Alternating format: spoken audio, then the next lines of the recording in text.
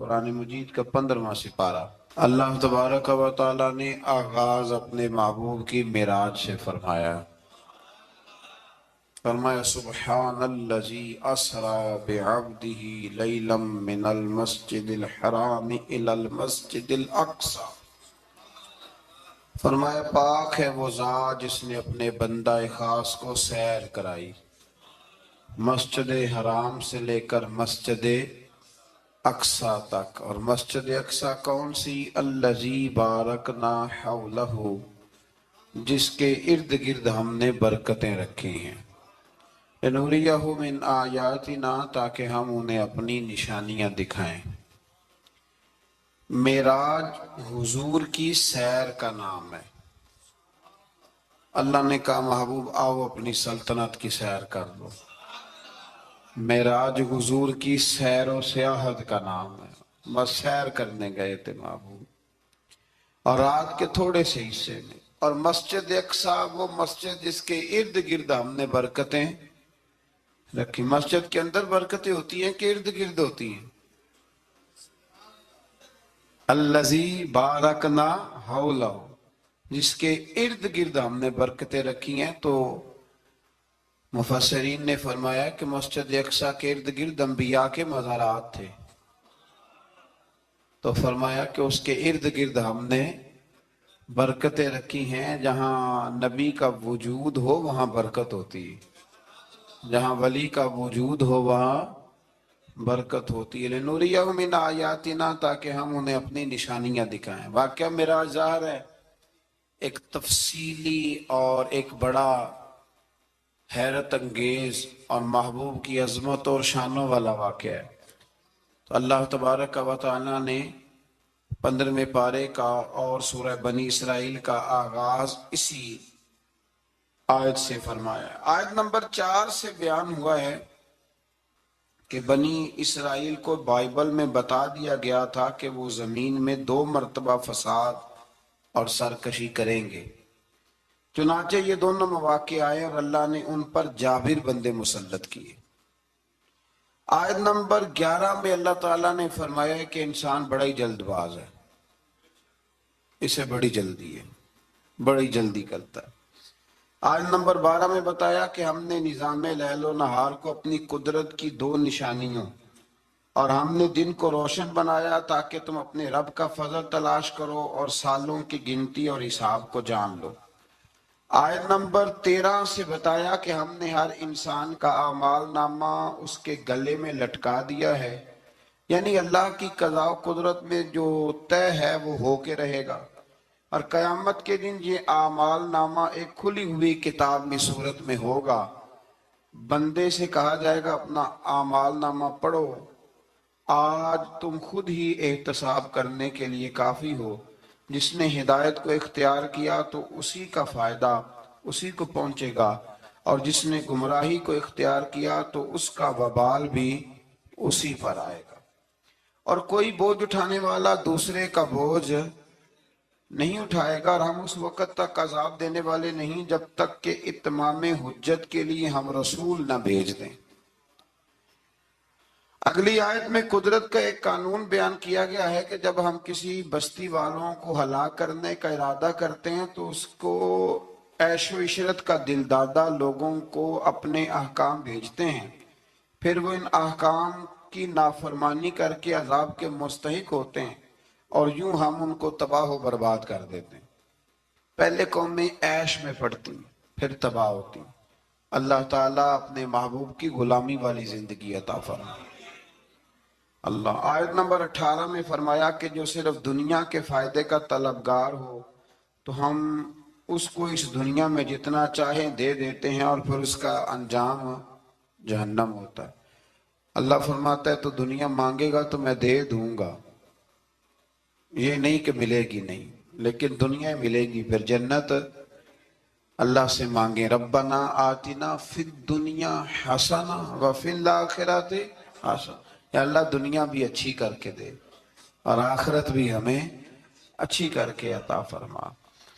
آیت نمبر 21 میں ایک دوسرے پر دنیا میں فضیلت کا ذکر کرتے ہوئے فرمایا کہ آخرت کے بڑے بڑے درجے ہیں اور ان کی فضیلت بھی بہت بڑی ہے۔ آیت نمبر 23 میں والدین کے حقوق کی جانب متوجہ کرتے ہوئے فرمایا کہ تمہارے رب نے حکم دیا ہے کہ اس کے سوا کسی کی عبادت نہ کرو، اور ماں باپ کے ساتھ نیک سلوک کرو۔ اگر تمہاری زندگی میں وہ دونوں یا ان میں سے کوئی ایک بڑھاپے کو پہنچ جائے تو اس کو اف تک نہ کہو، ان کو جھڑکو بھی نہیں، اور ان کے ساتھ ادب سے بات کرو، اور ان کے لیے عاجزی اور رحم دلی کے بازو جھکائے رکھو، اور یہ دعا کرو کہ اے میرے رب ان پر رحم فرما جیسا کہ انہوں نے بچپن میں رحم کے ساتھ میری پرورش فرمائی تھی۔ آیت نمبر 26 میں قرابت داروں، مسکینوں اور مسافروں کے حقوق ادا کرنے اور فضول خرچی سے اجتناب کا حکم ہے، اور یہ کہ فضول خرچی کرنے والے شیطان کے بھائی ہیں، اور اگر بسبب تنگ دستی خرچ نہ کر سکو تو ان سے نرم بات ہی کر لو۔ فرمایا رشتہ داروں پہ خرچ کرو، اپنی ذات پہ فضول خرچی نہ کرو، اور اگر تم خرچ نہیں کر سکتے، غریب ہو تو کم از کم اخلاق کا مظاہرہ ہی کر لو۔ رشتہ داروں کے اندر تلخ جملوں کا تبادلہ تو نہ کرو۔ آیت نمبر 29 نے تسلسل کے ساتھ احکام کا بیان ہے، تسلسل کے ساتھ۔ نمبر 1 فرمایا خرچ کرنے میں بخل، ہرس اور فضول خرچی کے درمیان میانہ روی کو اختیار کرنا، یعنی نیک کاموں میں کھلے دل سے خرچ کرنا اور مباح کاموں میں اعتدال کے ساتھ خرچ کرنا، اور ناجائز کاموں میں بالکل خرچ نہ کرنا۔ نمبر 2 ارشاد فرمایا کہ افلاس کے خوف سے اولاد کو قتل کرنے کی تمہیں ممانعت ہے، اور یہ کہ سب کا رزق دینے والا اللہ ہے۔ نمبر 3 میں فرمایا کہ زنا بہت بری چیز ہے، اس سے بچو۔ نمبر 4 میں قتل ناحق کی ممانعت ہے، اور قصاص لینے میں حد اعتدال میں رہنے کا حکم ہے۔ نمبر 5 میں یتیم کا مال کھانے کی ممانعت ہے، اور اس کے بالغ ہونے تک اس کے مال کی حفاظت کا حکم ہے۔ نمبر 6 وعدوں کے پورے کرنے کا حکم دیا گیا۔ یہ آیت نمبر 29 میں سارے احکام ہیں۔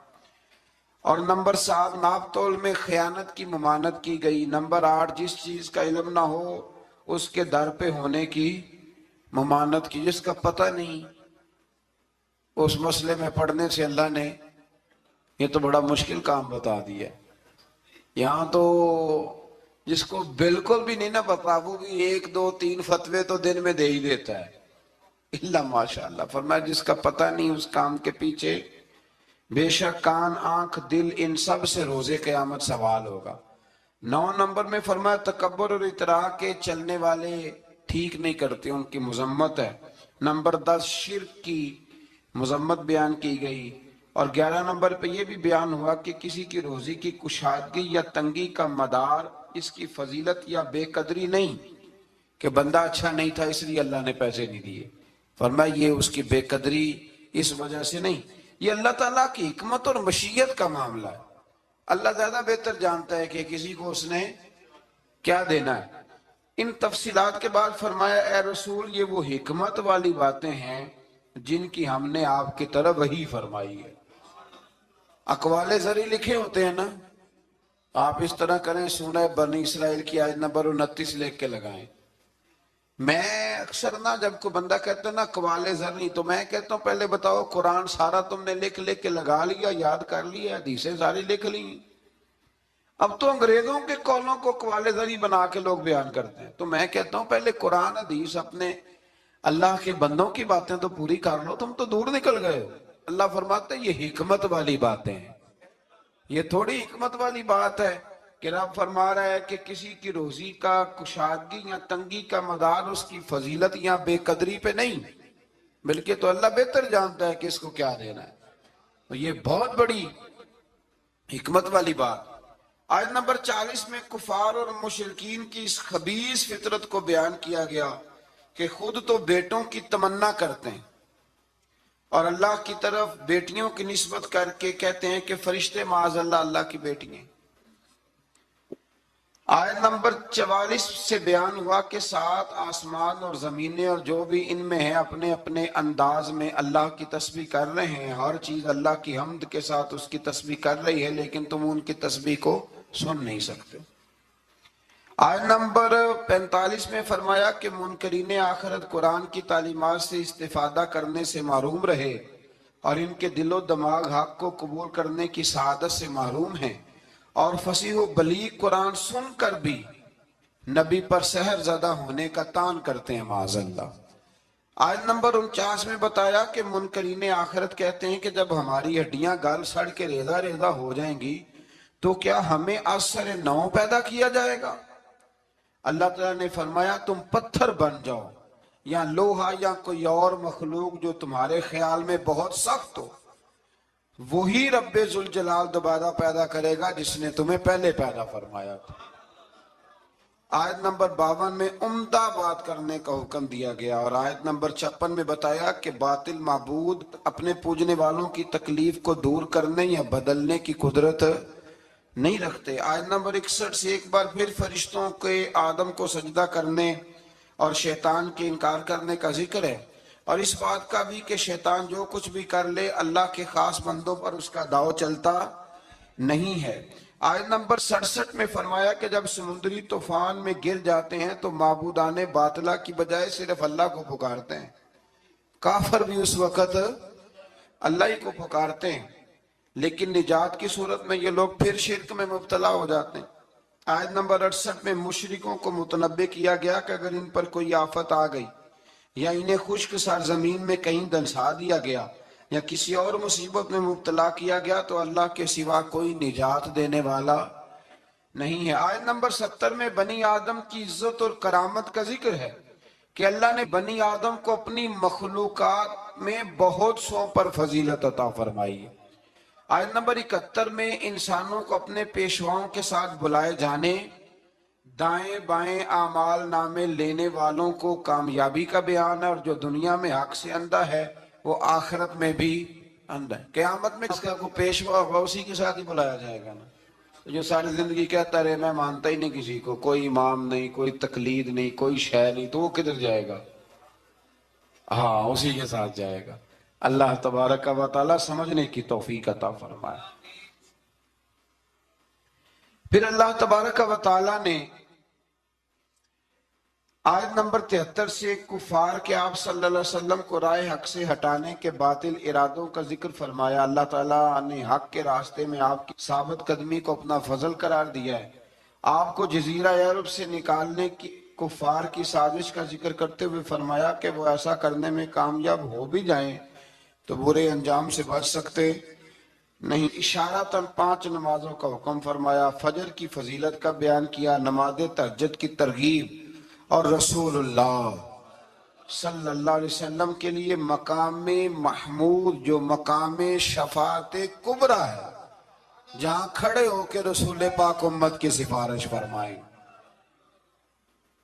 عطا کیے جانے کا بیان ہے۔ آیت نمبر 81 سے حق کی آمد اور باطل کے نیست و نابود ہونے کا بیان ہے، اور یہ کہ قرآن میں اہل ایمان کے لیے شفا بھی ہے اور رحمت بھی ہے۔ آیت نمبر 83 میں انسان کی اس فطرت کا ذکر ہے کہ نعمتوں پر ناشکری اور مصیبت پر نا امیدی کا اظہار کرتا ہے، یہ اس کی فطرت ہے۔ آیت نمبر 85 میں اس امر کا بیان ہے کہ یہود نے رسول اللہ صلی اللہ علیہ وسلم سے روح کے بارے میں سوال کیا تو اللہ تعالیٰ نے فرمایا کہ اے رسول صلی اللہ علیہ وسلم کہہ دیجئے کہ روح میرے رب کے امر سے ہے اور تم کو محض تھوڑا سا علم عطا کیا گیا۔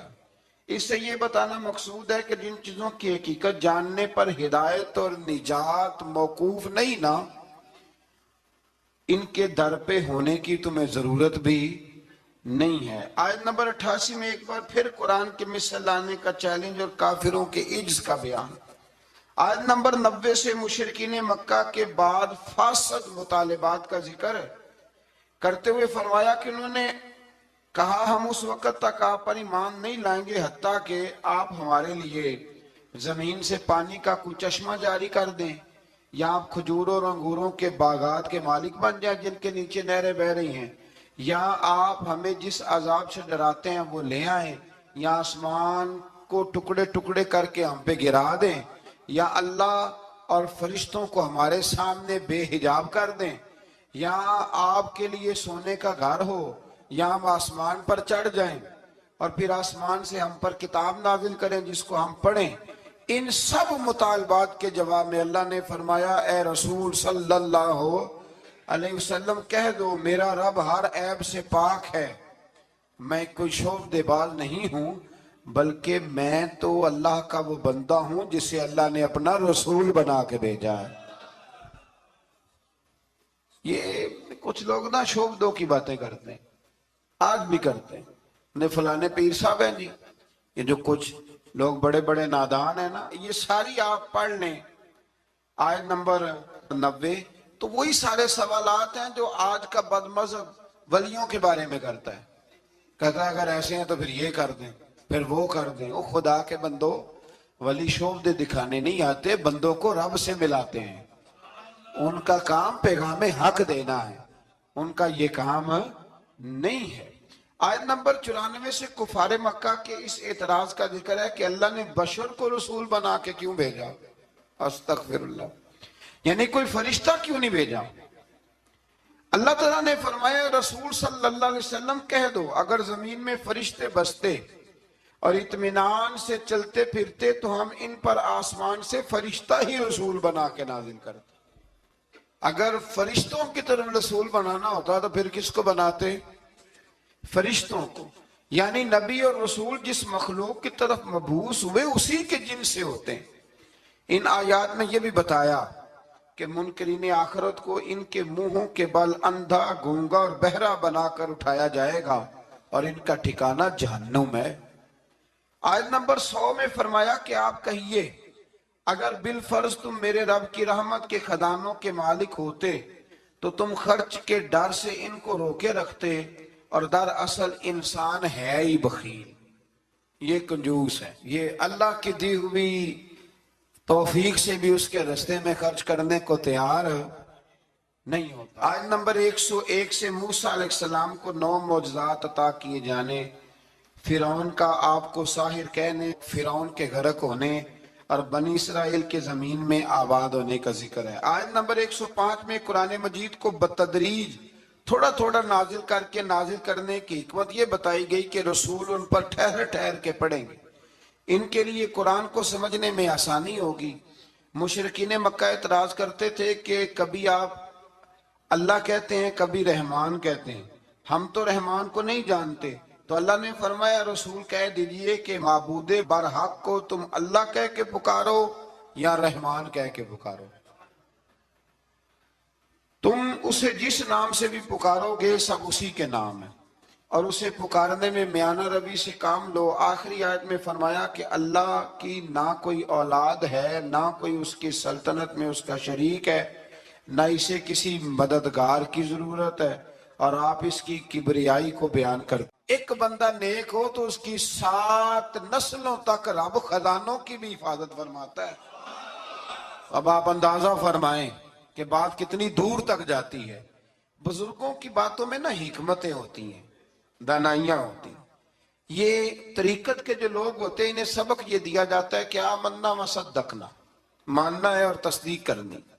ہمارا معاملہ یہ ہے کہ یہاں وضاحت دینی پڑتی، وہ جی وہاں کیا ہوا تھا، وہ جو گاڑی آپ کے پاس ہے تو وہ کہاں سے آئی، تو وہ جو کل آپ نیا جوڑا پہن کے آئے تھے تو وہ کدھر سے آیا۔ تو جو لوگ وضاحتیں مانگتے ہیں وہ اپنے نہیں ہوتے، ان کا غلامی کا رشتہ نہیں ہوتا۔ حبیب اور ہوتا ہے، شریک اور ہوتا ہے۔